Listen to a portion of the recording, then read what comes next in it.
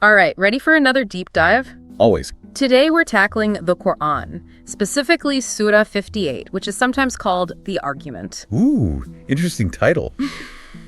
Makes you wonder what kind of argument we're talking about, right? Right, like is this a philosophical debate or some kind of, I don't know, cosmic courtroom drama? Well, it definitely touches on some big themes, like divine justice and human accountability. But it also delves into some pretty specific situations, like marital disputes and social dynamics. Okay, I'm intrigued.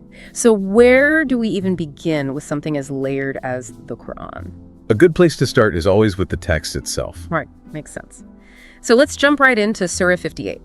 And right off the bat, we're thrown into a scene that feels surprisingly relatable, even though it's centuries old. You're talking about the opening verses where a woman is complaining to Allah about her husband. Exactly. It's like, bam, we're reminded that Allah is always listening, even to our most private grievances. It's a powerful reminder of divine awareness, a theme that runs throughout the surah. But what's fascinating here is the specific nature of the woman's complaint. This estrangement she's experiencing wasn't just a typical marital spat. Okay, so what was going on there? Well, back then, some men would try to get around the rules of divorce by saying to their wives, "You are to me like my mother." Ooh, that's messed up. It was a way of exploiting a loophole, essentially equating their wives to a family member and using this as grounds for separation. The Quran calls them out on it, big time. So how does it address this issue? First, it makes it clear that this practice is a straight-up lie.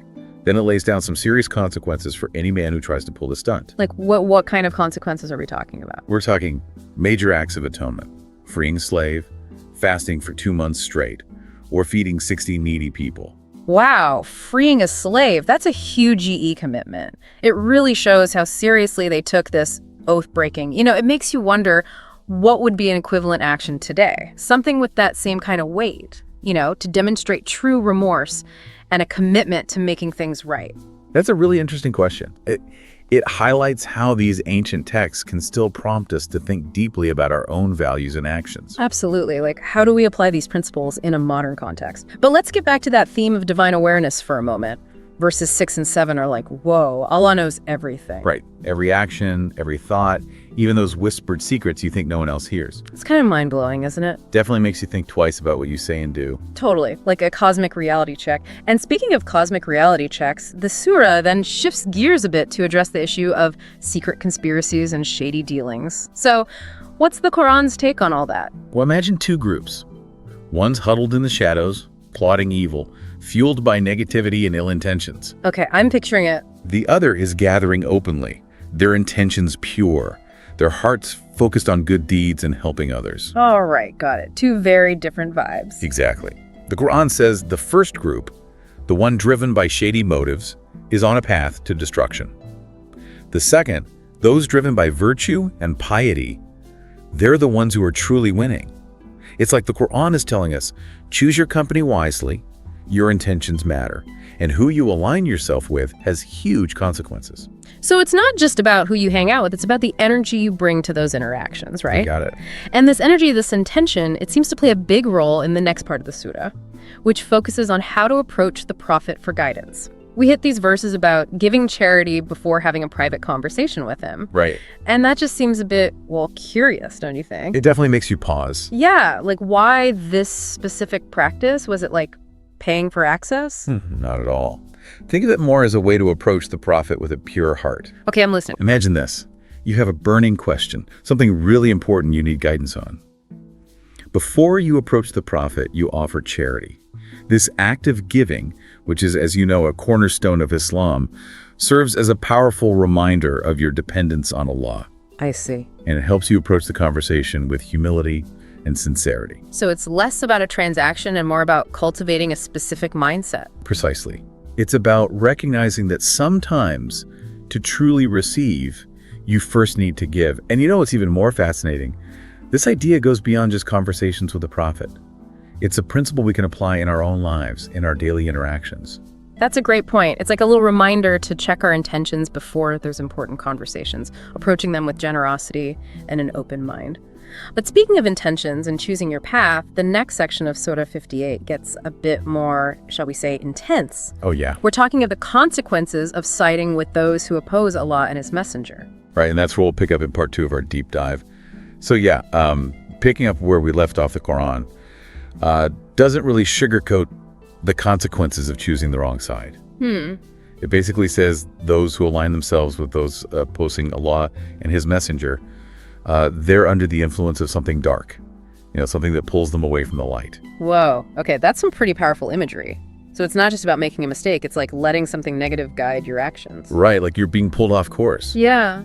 And it gets even more profound here. It says worldly possessions. Even family won't protect them from the consequences of those choices. Wow. So like, it doesn't matter how rich or popular you are, or even how much your family loves you, if you're going against divine will, there will be consequences. Right. It's a stark reminder that ultimately, our loyalty should lie with what's right with the truth.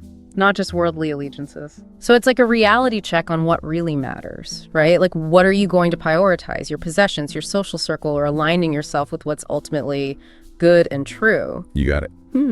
And to drive this point home even further, the Quran then contrasts this bleak picture with a description of those who choose the path of faith and righteousness. Okay. It described their faith being inscribed in their hearts, nurtured by a divine spirit, a spirit that guides and strengthens them. Hold on. What exactly does divine spirit mean in this context? That's a great question. In Islamic theology, the divine spirit is often understood as a manifestation of Allah's grace, a source of guidance and support that helps believers stay on the right path. It's like having an inner compass that points you towards truth and goodness. Okay, so it's not just about believing, it's about embodying that belief in your actions, having that inner guidance system. Precisely. And the reward for this paradise. It's painted as a place of ultimate peace and fulfillment, a stark contrast to the fate awaiting those who choose to oppose Allah. Right. Their efforts are ultimately futile, their defiance leading only to their own downfall. Yeah. It's a powerful reminder that our choices have consequences, not just in this life, but potentially in the hereafter as well. Right. But there's also this message of hope here, right? Like, no matter how tough things get, if you're aligned with what's right with divine, well, ultimately you'll be okay. Absolutely. And this brings us to the culminating point of the surah, a powerful declaration that sends chills down my spine every time I read it. Okay. Allah proclaims, "I will certainly prevail, I and my messengers." Okay, I'm getting chills too. This statement feels huge E. What's the significance of this, especially for believers? It's a declaration of ultimate power and victory. Imagine being a believer at the time this was revealed, facing persecution and uncertainty. Hearing those words would have been like a beacon of hope, a reassurance that no matter how challenging things seem, ultimately truth and righteousness will triumph. It's like that feeling when, against all odds, your team pulls off a win in the final seconds. The rush of knowing that in the end, everything worked out for the best. Exactly. And this victory isn't just about winning a battle. It's about the ultimate triumph of good over evil. It's a reminder that aligning ourselves with divine will puts us on the winning side, not just in this life, but in the grand scheme of things. Wow, talk about a perspective shift. It makes you realize that even when faced with adversity, there's a bigger picture at play. Okay, so we've covered a lot of ground here. Divine awareness, accountability, choosing your allies wisely, and now this concept of ultimate victory. Before we wrap up our exploration of Surah 58, I want to circle back to those verses about charity before approaching the prophet. Okay. There's something there that feels applicable to everyone, regardless of their faith or whether they're seeking guidance from a prophet. I agree. There's a timeless wisdom in those verses, a message that transcends the historical context. Right, it's about approaching important conversations, not just with the prophet, but with anyone with the right mindset. Yeah. So it's like taking a moment to check your intentions before walking into a crucial meeting, approaching it with an open mind and a willingness to listen. Precisely. It's about clearing the mental clutter, setting aside your ego and preconceived notions and approaching the interaction with a spirit of generosity and genuine curiosity. It's funny, we often talk about being present in our interactions, and this idea of offering charity before engaging with the prophet almost feels like an ancient practice of mindfulness. That's a fantastic connection. It's about cultivating that inner state of receptivity, being fully present in the moment, which can enrich any conversation and help us connect on a deeper level. It's like creating space for genuine connection and understanding instead of barging in with our own agendas and biases.